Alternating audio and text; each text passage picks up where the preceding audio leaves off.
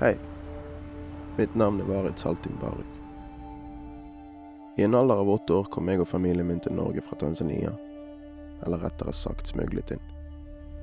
Dette min historie.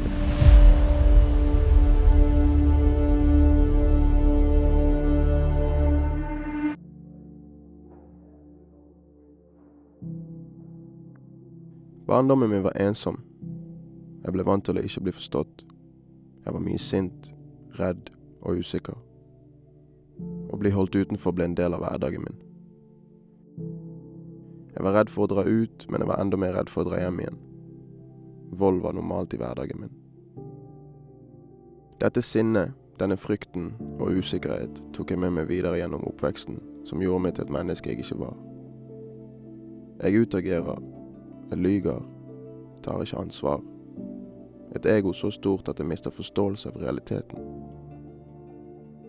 Jeg har aldri klart å åpne meg opp for andre.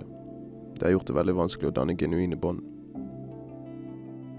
Jeg levde et blindt liv frem til jeg begynte å snakke med mine demoner. Med demoner så mener jeg mine mørkeste sider, følelser og traumer som har påvirket meg. Jeg har vært livredd, og jeg har alltid flyktet av instinkt. Sett utover i stedet for innover. Noe som egentlig bare har gjort ting verre. Det ble en mye tyngre emosjonell reise enn det jeg hadde forestilt meg. Jeg gråt veldig mye. Det var mange søvnløse netter, og kramper og kaldsvette. En konstant kamp mot stemmen i hodet mitt. Mareritt og anfall. Sov ut dagene for å få tiden til å gå. Stengte meg selv inne i håp om at alt skulle gå over. I hodet mitt så har jeg alltid fornektet alt. Gått med tanken om at det en dag skjer et mirakel, og jeg kommer til å få fred fra meg selv. Jeg tok veldig lett på prosjektet til å begynne med, men innså ganske fort at jeg måtte grave i ting jeg trodde jeg hadde lagt bak meg. Med det så kom mange åpenbaringer som traff meg ganske tungt. Hvordan min ensomhet, mitt sinne, min usikkerhet ikke bare har påvirket meg, men mange mennesker rundt meg også. Helt siden jeg var liten har musikk vært terapien min. Enten om jeg hører på musikk eller lager det. Det er ingenting i verden som roer meg ned like mye. Det er spesielt de siste årene jeg virkelig har brukt musikken som en måte å prosessere følelser og tanker på. Til å begynne med kunne låtskriving sette ord på frustrasjon, ensomheten, mangel på tilhørighet, hjertesorg eller kjærlighet. Ofte når jeg skriver så tenker jeg tilbake på spesifikke opplevelser og hvordan jeg følte meg på det tidspunktet. I dette prosjektet har det vært veldig krevende. Det føles nesten ut som jeg opplever alt på nytt fra et annet perspektiv. Det har brakt tilbake veldig mye smerte og ting jeg aldri trodde skulle se eller føle igjen. Det resulterte i at jeg lagde min andre EP Demons, hvor jeg gjennom 6 låter berører de ulike emosjonene jeg har slitt med, og bearbeider de. Jeg håper musikken og det visuelle kan være med å hjelpe andre som har vært der jeg var, og fortelle de at ikke de er alene. Jeg vil også dele mine erfaringer og opplevelser til de som ikke har opplevd det å være alene med sine egne traumer og opplevelser, for å spre bevissthet. Som flyktning og barnevernsbarn vet jeg at det finnes flere der ute som trenger noen å snakke til. Noen som kan gi de håp. Jeg har selv stått på et punkt hvor jeg ikke visste hvor jeg skulle starte eller hvordan jeg skulle bearbeide ting. Så hvis jeg kan være den personen for noen der ute, så er et av mine livs største mål nådd. De 2 første årene for meg i barnevernet var kanskje de verste. Jeg bodde på 3 forskjellige institusjoner og vekslet mellom fosterhjem. Underveis møtte jeg mange mennesker og fikk gode venner. Det er flere av de det ikke har gått så bra med, dessverre. Og det er noen av de som ikke er med oss i dag. Dette gjør meg veldig trist. Barn og ungdomstrygghet og omsorg er så viktig. At de blir sett og hørt på alle måter, uansett hvor de kommer fra, uansett legning eller hvilken diagnose de har. Jeg vil ikke at noen som har det vondt skal føle seg alene når de hører dette prosjektet.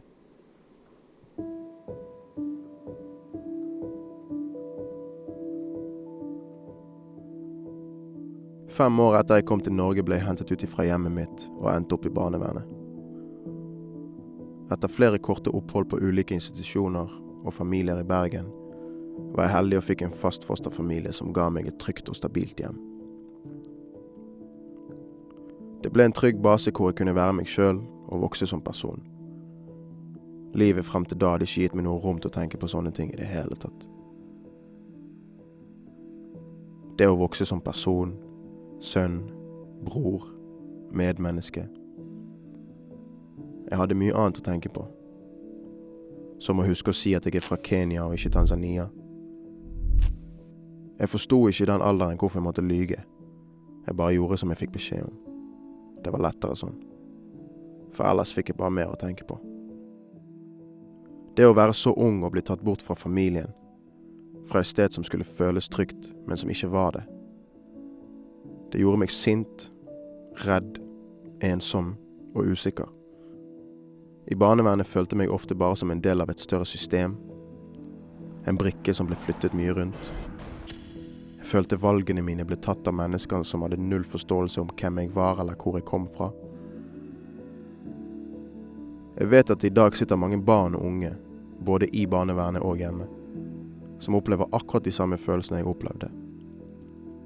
Derfor har jeg valgt å være så ærlig både med musikken min og det visuelle.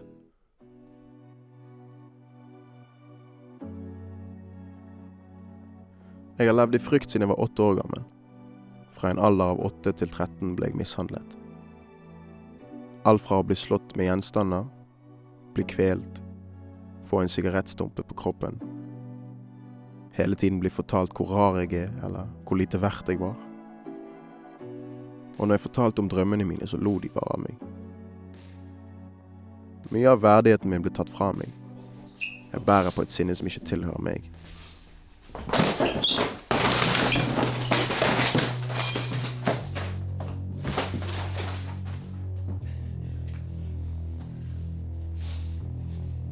Det tyngste med det hele er at jeg har måttet leve med det, uten å forstå hvorfor jeg er som jeg er.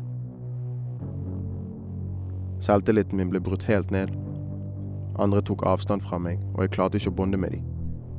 Hadde alltid noe å skjule. Livet ble tøffere. Jeg distanserte meg fra andre. Løy til meg selv og andre. Jeg var skammet. Puttet på en fasade for å bli akseptert.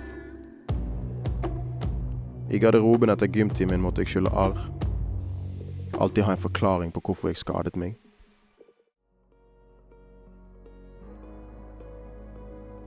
Jeg har aldri følt meg god nok. Jeg er usikker. Det har endret hvordan jeg tenker, hvordan jeg kommuniserer og hvordan jeg opptrer utad. Jeg ble veldig manipulerende, fikk en cocky holdning og hadde lite til ingen sympati for andre. Alltid følt at jeg ikke fortjener kjærlighet fordi at jeg ikke fikk det der jeg behøvde det mest. Dette knakk også min kjærlighet for meg selv. Det ble vanskeligere for meg å stole på noen eller noe generelt. Føltes ut som det var noe gale med meg. Tillit og ærlighet er fundamentet på et hvert godt forhold. Det samme gjelder forholdet jeg har til meg selv. Hvis ikke jeg stoler på meg selv, hvordan kan jeg da stole på valgene jeg tar? I stedet for å åpne meg, så lyger jeg. Jeg lytter, men jeg hører ikke etter. Smiler, sier det går bra, men det går ikke så bra. Ender ofte opp med å såre andre og overbevise meg selv om at alle andre enn meg selv er problemet. Etter hvert innser jeg hvor dum jeg har vært. Men den vonde sirkelen fortsetter.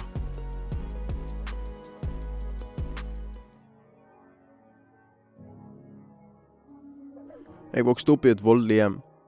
Veldig kaotisk. Klarte ikke å fokusere. Klarte ikke å være fri eller uttrykke meg som jeg ville. Jeg klarte ikke å leve. Jeg var konstant på vakt, eller i min egen verden for å unngå realiteten. En gang ble jeg låst inne på et bad en hel dag. Jeg kom ikke meg ut. Det var klaustrofobisk. Jeg sliter fortsatt med trange og mørke rom i dag. Jeg hører skrik konstant i hodet mitt. Klumpen i brystet er så stor at jeg sliter med å puste. Jeg overtenker, bærer uro i kroppen. Kan være helt utslitt, men jeg får ikke sove. Jeg blir så overveldet at jeg får ikke puste og begynner å få rykninger i hele kroppen.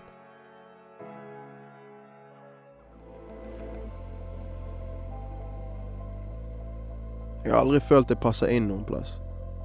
Det tok lang tid før jeg kom inn i en vennegjeng, hvor jeg ble akseptert for den jeg er. Hvor jeg kunne føle at min stemme ble hørt eller gjorde en forskjell. Jeg begynte å forstå at jeg hadde indre kamper jeg måtte ta for å kunne gå videre i livet. Ikke bare skylde på alt og alle andre for mine handlinger og ord. Jeg ville ikke være fanget i en labyrint. Jeg trengte svar. Mange av disse svarene har jeg fått fra mennesker som har påpekt mine feil og dårlige sider. Som vil mitt beste. Det har gitt meg en slags tilhørighet. Noe jeg kan lene meg på og vite at jeg alltid har mine.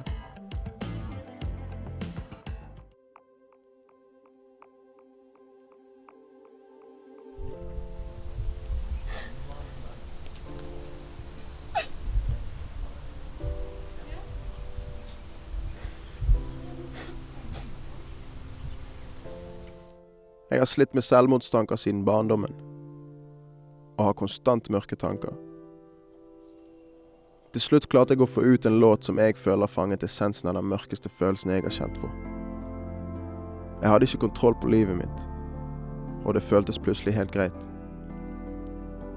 Demonene mine plagde meg fordi jeg var plaget. De var bare en refleksjon av meg selv som fortalte meg sannheten.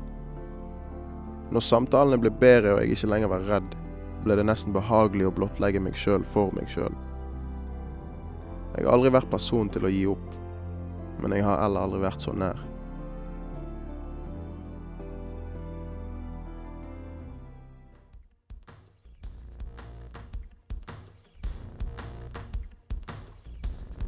Jeg er konstant anspent.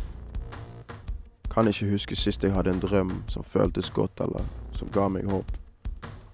Jeg har fornektet barndommen min, hvor jeg kommer fra, hvem jeg er. Personer som minner meg om det vonde, de unngår jeg. Alt som minner meg om at jeg har hatt det vondt, det har jeg unngått. Jeg har blitt lurt og lurt andre. Jeg har skuffet og blitt skuffet. Jeg har stjålet og blitt stjålet fra. Nå stoler ikke jeg på noen, men jeg er ikke noe bedre selv.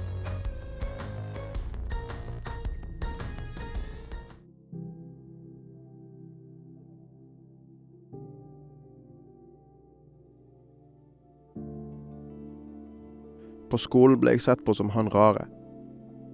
Det kunne ha med klærne jeg gikk med å gjøre, måten jeg snakket på, eller bare det faktum at jeg var mørkhudet.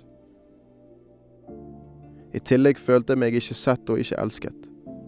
Det fikk meg til å tenke. Skal jeg bli inkludert, må jeg kle meg sånn. Skal de like meg, må jeg snakke sånn. Det endte opp med at jeg tok på meg en maske som jeg i senere år har slitt veldig med å bli kvitt. Jeg innså at jeg måtte akseptere historien min og hvem jeg er. Tekstene og musikken satte ord på ubevisste tanker og åpne sår. Det startet helbredelsesprosessen min. Den prosessen foregår fortsatt. Jeg er langt ifra ferdig. Og jeg er usikker på om jeg noen gang kommer til å bli ferdig. Men det er greit. Jeg har lært meg å håndtere det og akseptere det. Jeg kan ikke snakke for alle, bare meg selv. Men personlig for mitt eget liv, så har jeg skjønt at demonene jeg lever med har kommet av hendelser jeg ikke hadde kontroll over. Men det jeg kan gjøre, er å kontrollere hvordan jeg reagerer og bearbeider det. Dette prosjektet ble det beste jeg har gjort for meg selv. Det har lært meg å kjenne meg bedre på godt og vondt. Det markerer starten på reisen min videre,